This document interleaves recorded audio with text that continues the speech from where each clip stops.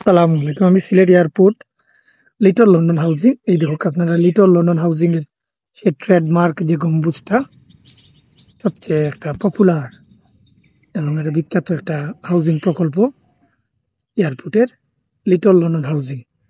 এই প্রকল্পের বাইরে ঠিক ওয়ালের পাশেই এখানে একটা বেশ কয়েকটা প্লট আছে, একটা বিক্রিত। এখানে 6 ডিসিমিল জায়গা আছে। এই দেখুক,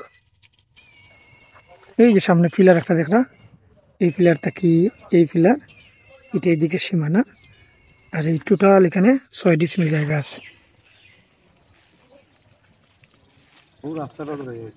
রাস্তা মনে হয় 10 ফিট আছে না?